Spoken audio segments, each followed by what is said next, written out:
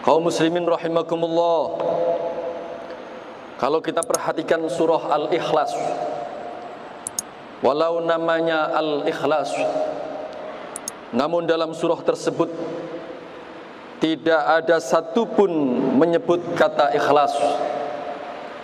Hal itu antara lain dimaksudkan bahwa ikhlas itu tidak untuk diucapkan, tapi sebaiknya langsung kita terapkan sebagai prinsip kehidupan tanpa ragu.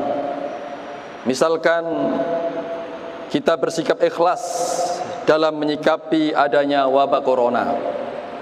A'udzu billahi minasyaitonir rajim. Qul huwallahu ahad. Katakanlah, dialah Allah yang Maha Esa.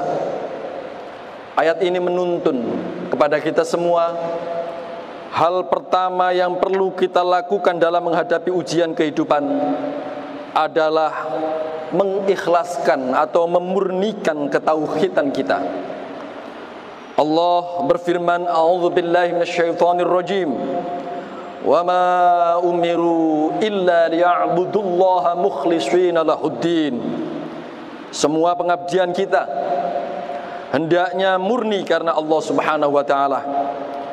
Jangan sampai nawaitu lillahi ta'ala yang sering kita baca itu terbakar oleh acara-acara semacam ABS.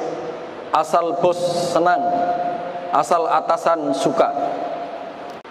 Atau jangan sampai apa yang kita lakukan itu yang penting formalitas dan laporan di atas kertasnya tercover. Yang penting cukup untuk memenuhi pencitraan misalkan, sehingga lillahi ta'alanya tidak murni lagi. Kaum muslimin rahimakumullah, mari kita buktikan bahwa Indonesia betul-betul ingin bebas dari corona.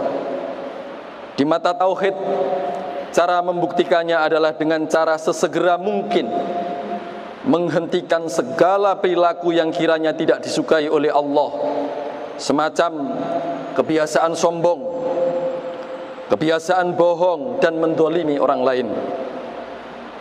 Secara kejiwaan, mana mungkin kita bisa mantap memohon dikabulkan segala hajat jika tidak segera menghentikan perilaku yang tidak diridhoi Allah Subhanahu wa taala.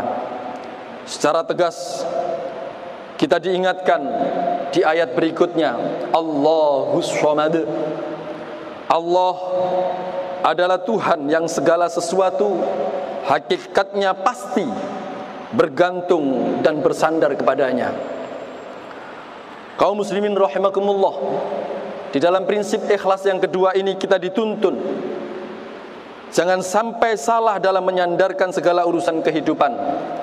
Khawatirnya bisa seperti yang sekarang sering diberitakan, efek corona. Banyak orang panik memikirkan lesunya pendapatan, kemudian keruwetan pikirannya itu tidak segera disandarkan kepada Allahus Samad, Allah tempat bersandar, lalu mengambil jalan pintas dengan cara mencuri, jambret yang sekarang kian marak. Ada juga yang putus asa dan sampai nekat bunuh diri. Na'udzubillahi min dzalik.